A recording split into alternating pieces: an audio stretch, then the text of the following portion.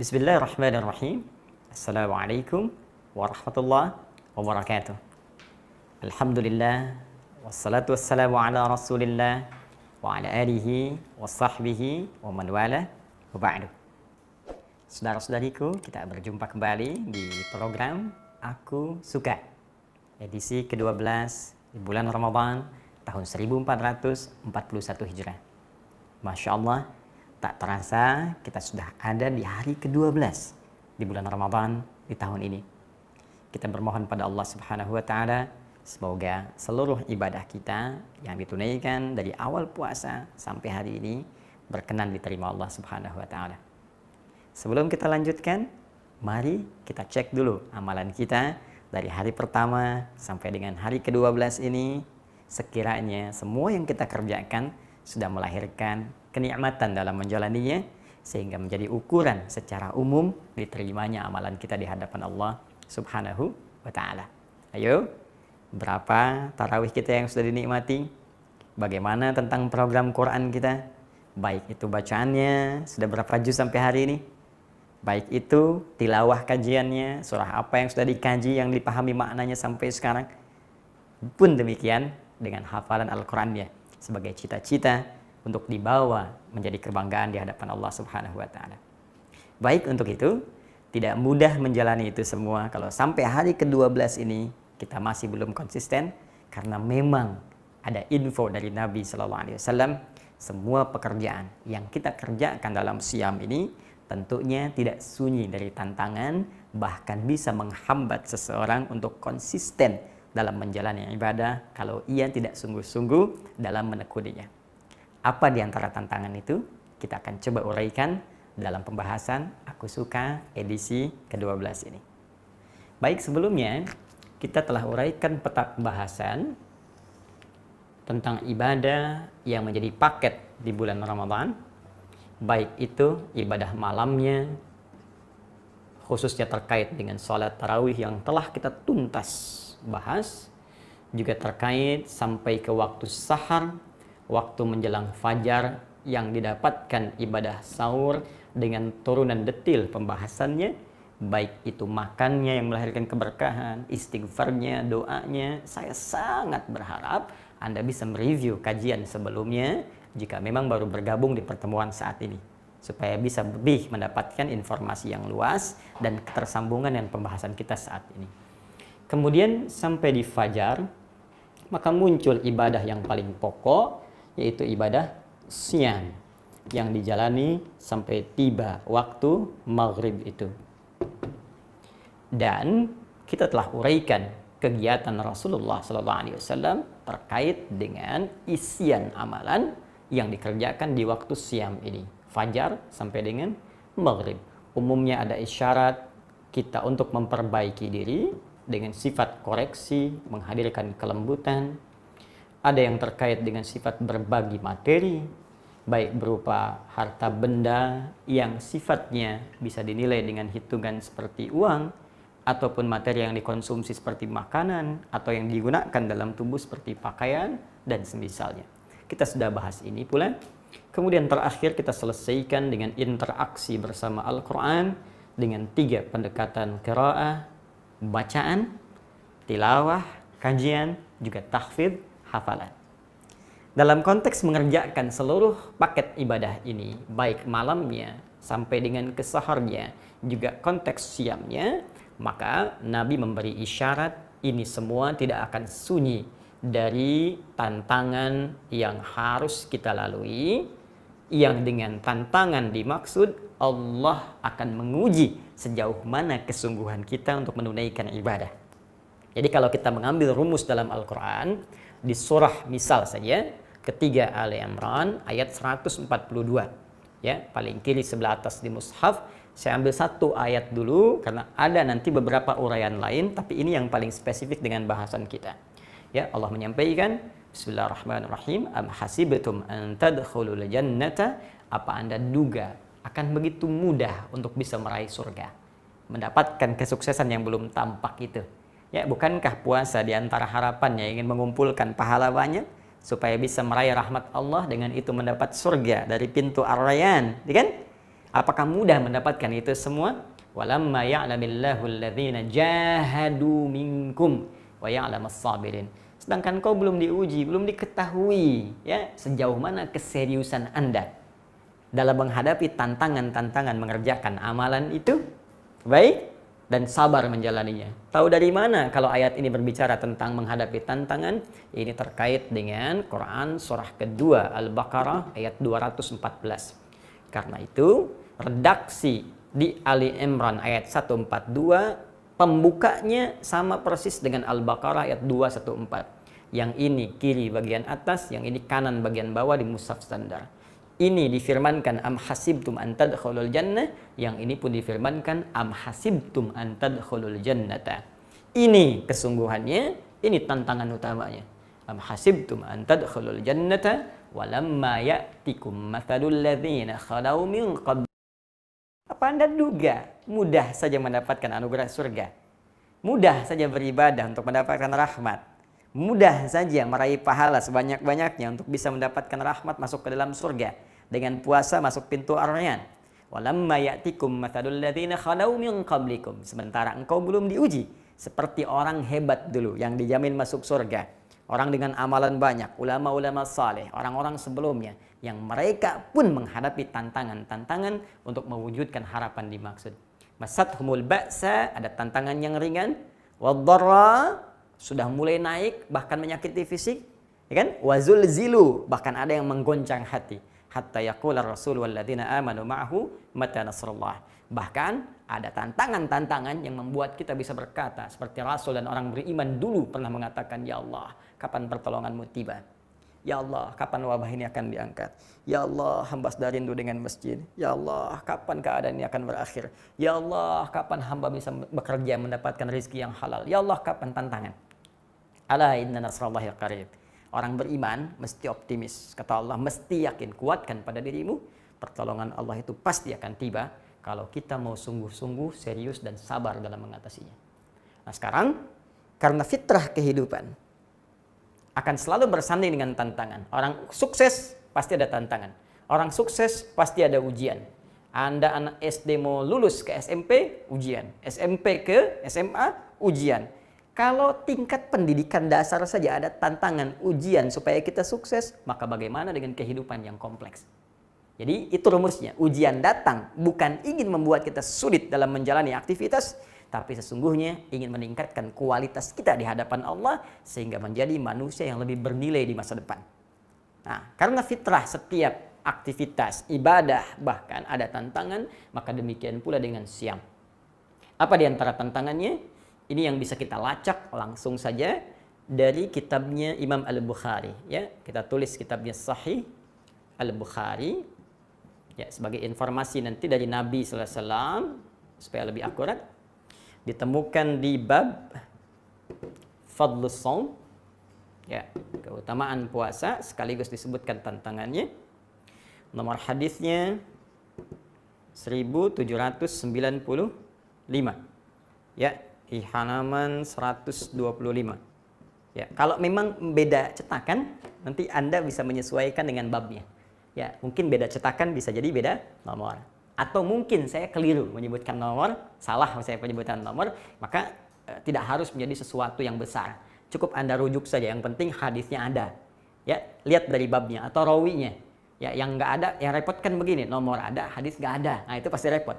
Tapi kalau nomor bisa beda, sementara hadisnya ada, itu nggak ada masalah. Ya, kayak saya kemarin misalnya menyebutkan 20.055, 20.056. Ya, seharusnya 50.025, 50.026. Tapi hadisnya tetap ada dan rawinya benar. Itu yang paling penting ya. Baik, ini kita sebutkan dulu rawinya. Ini di kitab Al-Bukhari, maka kita tuliskan Al-Imam Al-Bukhari menerima an Abdullah bin Maslamah. Ya, supaya terlacak sanadnya. Ibnu Maslamah. Abdullah bin Maslamah menerima dari Malik. Ya. An Malik. Malik menerima dari Abi Zanad. An Abi Az-Zanad. Baik. Abi Az-Zanad menerima dari sahabat Abu Hurairah. An Abi A'raj dulu. Dari Al-A'raj. Adil A'raj. A'raj menerima dari Abi Hurairah. An Abi Hurairah radhiyallahu taala anhu. Sahabat Abu Hurairah atau Abdurrahman bin Sakhr nama aslinya menerima dari Nabi sallallahu alaihi wasallam. Anin Nabi sallallahu alaihi wasallam. Ya kan? Sallallahu alaihi wasallam. Ini singkatannya. Ya, kalau di kitab hadis disingkat demikian. Nah, penting nih saya uraikan karena nanti kita akan bertanya, Imam Al-Bukhari kan nggak pernah berjumpa dengan Nabi. Nah, ya, lalu bagaimana bisa meriwayatkan hadis dari Nabi sallallahu alaihi wasallam? Maka kita urutkan, betul beliau nggak berjumpa, tapi melacak, ya, ada transmisi urutan informasi ini sehingga sampai ke beliau. Imam Al-Bukhari menerima dari Abdullah bin Maslam, Abdullah bin Maslam menerima dari Malik, ya, Malik menerima dari Abi Zanad, Abi Zanad menerima dari Al-A'raj, Al-A'raj menerima dari sahabat Abu Hurairah, ini yang menerima dari Nabi sallallahu alaihi wasallam. Jadi kualitas hadisnya valid, sahih. Apa informasi yang disampaikan? Yuk kita langsung bahas. As-siyamu junnatun, kata Nabi. Ya, saya tuliskan as-siyamu, demikian kita tuliskan. Junnatun. Ini prinsip dasarnya dulu. Puasa yang benar itu, perhatikan cara menerjemahkannya. Alif lamnya kita terjemahkan, ya, ma'rifatnya. Puasa yang benar itu yang ditunaikan sesuai aturannya, sesuai ketentuannya. Junnatun akan melahirkan perisai pada diri pelakunya yang akan menghambat ia, menghalangi ia dari setiap perbuatan-perbuatan yang bisa membahayakan dirinya. Ya, baik maksiat ataupun yang lainnya. Baik, ingat yang telah saya uraikan di pertemuan-pertemuan lalu, kaji lagi, ya, lihat lagi pembahasan kami. Setiap ada huruf jim dengan nun di awal kalimat, itu umumnya menunjuk makna yang tersembunyi. Ya, ini junnah. Jinnah, cuma beda harokat. Jinnatun jamak dari jin. Minal jinnati wan nas. Kenapa disebut jinnatun? Ya, jamak dari jin karena memang tak nampak, tersembunyi makhluknya. Surga, jannatun. Kenapa disebut jannah? Karena memang belum tampak dalam pandangan kita saat ini. Janin, janin, ya, dalam perut ibunda ada janin. Kenapa disebut janin? Karena tak kasat mata, tak tampak dalam pandangan kita. Nah, junnatun, perisai. Kenapa disebut dengan junnah perisainya? Karena memang tak tampak dalam pandangan kita. Nggak kelihatan, cuman dia bisa mencegah diri kita dari perbuatan maksiat. Begitu ada maksiat mau masuk ke mata, dicegah oleh perisai ini. Sehingga mata kita refleks langsung dialihkan ke yang lain. Ya, yaghuddu min absarihim. Telinga akan mendengar maksiat. Ada orang gibah, terdengar nggak enak, kita langsung diberikan sinyal ke otak kita, tembuskan ke hati kita. Ini nggak bagus, palingkan, menjauh. Kaki diajak maksiat, tertahan, kaku kaki kita ini. Ada perisainya, jadi nggak tembus. Nah, jadi secara singkat, orang yang mendapatkan perisai ini, maka terjaga dari perbuatan buruk. Lawan buruk itu baik. Jadi kalau orang punya perisai ini, pasti jadi orang baik. Kalau dikaitkan dengan rumus hadis ini, pembukanya, kalau Anda ingin jadi orang baik, di antara ibadah yang membuat seseorang jadi baik, itu puasa. Rajin puasa aja. Selepas Ramadan, rajin Senin, Kamis, ya, Ayyamul Bid, puasa Daud. Itu pasti kalau benar puasanya, pasti merubah pribadi seseorang jadi baik. Kecuali ada puasa yang tidak ditunaikan dengan benar, alif lamnya nggak jalan. Tapi apakah menunaikan puasa dengan benar itu supaya jadi orang baik mudah dikerjakan? Belum tentu. Karena ini rumus umumnya, fitrahnya selalu ada ujian tantangannya. Apa di antara ujiannya? Kita tuliskan di sini. Saya mohon izin hapus dulu ini, ya, supaya memudahkan kita untuk mengurai kembali. Nabi menyampaikan fala yarfuth. Asyamu junnatun. Baik, puasa yang ditunaikan dengan benar itu bisa menghasilkan perisai. Tapi tidak mudah mengerjakan ini, ada tantangannya. Apa di antara tantangannya? Saya tuliskan 1. Fala yarfuth. 2. Wala yajhal. 3. Wa inimru'un qatalahu. 4. Au syatamahu. Falyakul inni shaimun inni shaimun. Di redaksi lain falyakul marrataini inni shaimun. Tahan sampai sini dulu karena kesananya terkait dengan keutamaan. Ini yang terkait dengan tantangan. 1, kata Nabi, jangan berkata kotor, jorok, kata-kata kotor. Yang kedua, wala yajhal, jangan berlaku bodoh yang tidak pantas, bertindak yang tidak pantas.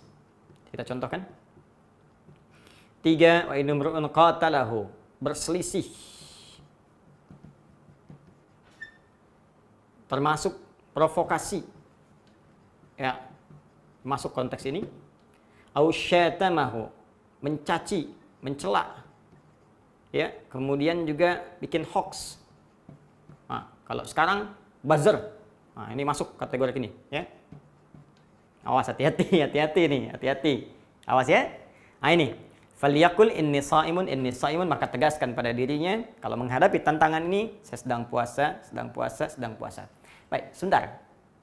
Sebelum kita masuk ke sini, sebentar. Tarik nafas dulu. 3 detik. 1, 2, 3. Fokus lagi. Bila kita perhatikan, di sini kita tidak dapatkan tantangan berupa hal-hal yang konsumtif misalnya. Ya, makan, minum, atau tantangan yang sifatnya biologis, hal-hal seksual, kebutuhan seksual, biologis. Padahal ini sama-sama tantangan juga, ya kan?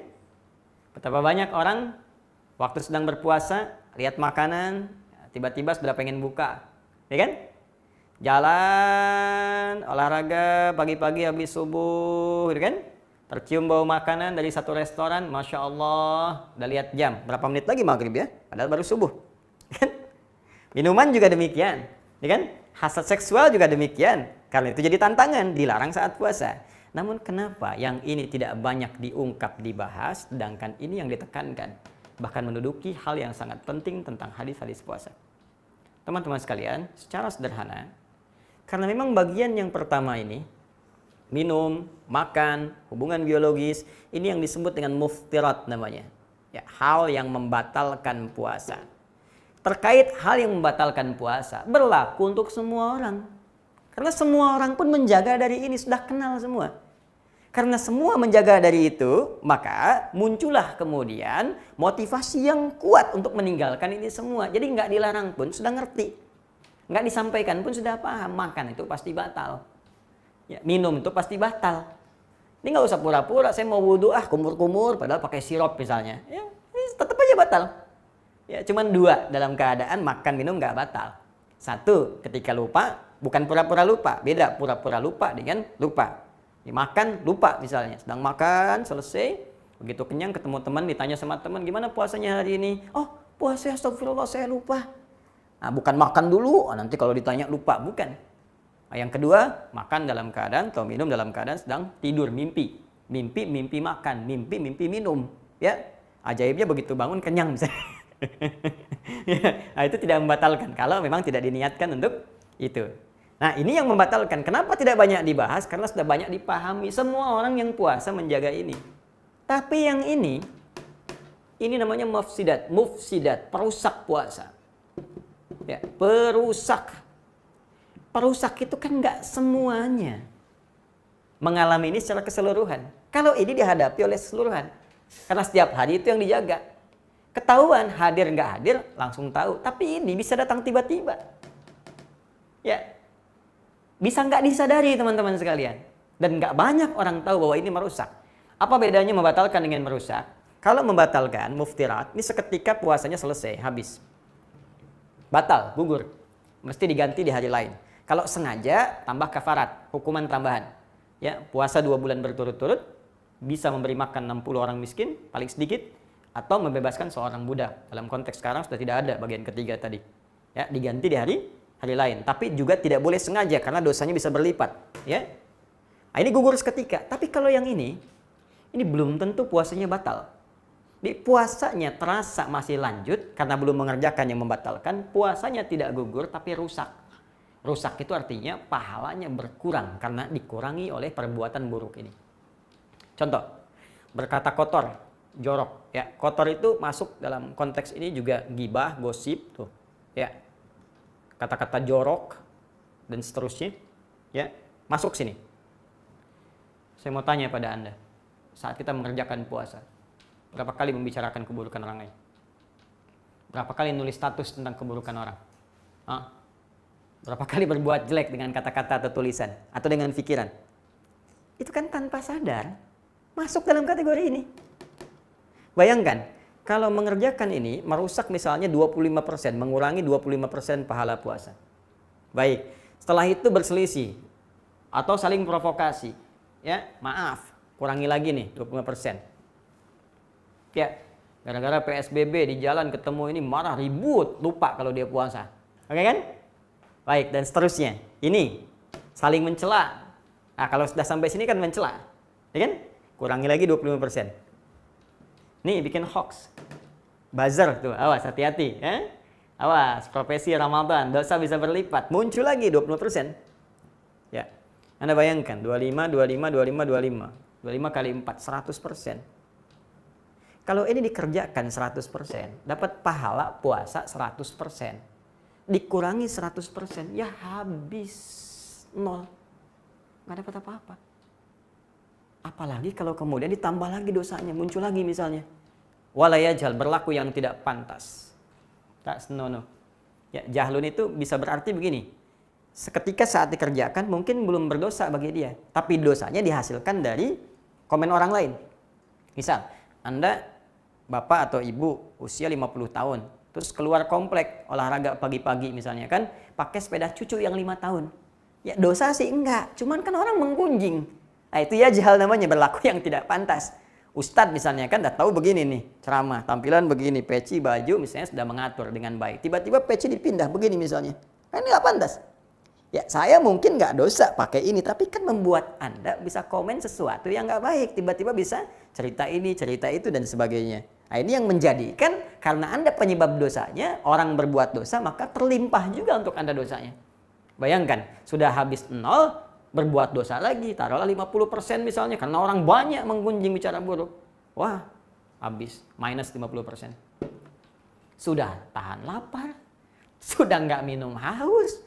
Anda bayangkan, udah gitu nambah dosa 50%. Ini yang mungkin yang dimaksudkan Nabi SAW, Rabba sha'imin laisa lahu min siyami ilal ju' wal 'atash. Tidak sedikit nanti orang puasa, karena nggak bisa menghadapi tantangannya dengan baik, dia nggak mendapatkan apapun dari puasanya kecuali lapar dan haus saja. Ini yang paling bahaya.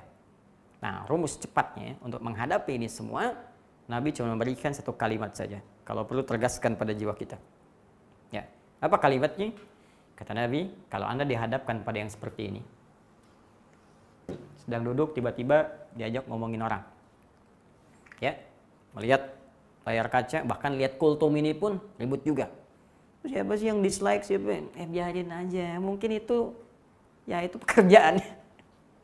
Ya mungkin itu yang diinginkan, nggak apa-apa. Kenapa harus diributkan? Ya kan nggak ada masalah gitu. Kan tidak harus semua bisa menyenangkan orang lain. Semua orang bisa punya pendapat masing-masing.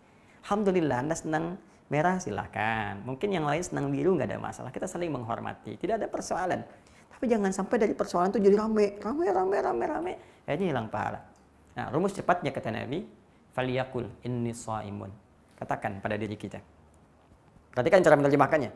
Katakan pada diri kita, saya sedang puasa. Kalau perlu katakan sekali lagi, saya sedang puasa. Untuk menguatkan. Supaya ingat kita sedang puasa. Jangan sampai gugur, jangan sampai hilang pahala. Jangan sampai batal ya Allah, jangan sampai hilang. Jaga. Ya, ada sebagian yang menerjemahkan katakan pada orang itu. Tapi saya agak kurang sependapat. Karena kul itu bisa berkata pada orang kedua, objek, bisa berkata pada diri kita. Jadi diri kita yang jadi objeknya. Ya, pada diri sendiri, ke hati kita, katakan. Ya, jadi katakan pada diri kita bahwa kamu sedang begini, kamu sedang begini.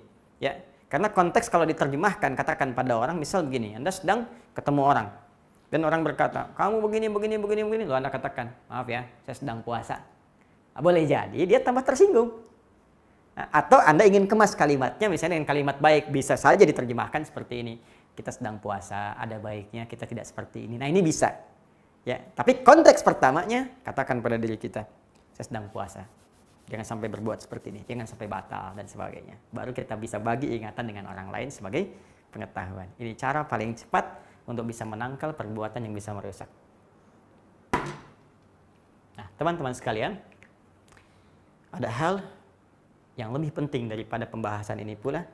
Karena setiap tahapan dalam puasa punya babnya tersendiri. Karena itulah saya mencoba membuat tahapan-tahapan pembahasan ini sehingga tidak terkumpul dalam setiap waktu yang sama. Kalau kita bahas dalam setiap waktu dan sesuai dengan waktu dan tempat kita serta momentum melakukannya, maka ini akan lebih terasa manfaatnya. Apa yang saya maksudkan dengan yang lebih penting tadi? Apa yang bisa kita siapkan untuk lebih mendekat kepada Allah? Bahkan kalau Anda bisa kerjakan puasa ini dengan benar, ditahan sampai maghrib, ada berita gembira di waktu maghrib yang pernah saya tunjukkan sebagai rahasia saat berbuka puasa. Ketika Anda bisa mendapatkan rahasia itu, maka semua doa yang kita panjatkan seketika akan dikabulkan oleh Allah Subhanahu wa taala. Kalau benar itu kebutuhan yang baik untuk dunia dan akhirat kita. Insya Allah terkait ini kita akan bahas dalam program Aku Suka pada edisi yang ke-13 esok hari insya Allah. Semoga bermanfaat, ada hidayat. Subhanakallahumma wa bihamdika asyhadu an la ilaha illa anta astaghfiruka wa atubu ilaik wa akhiru da'wana alhamdulillahi rabbil alamin. Assalamualaikum warahmatullahi wabarakatuh.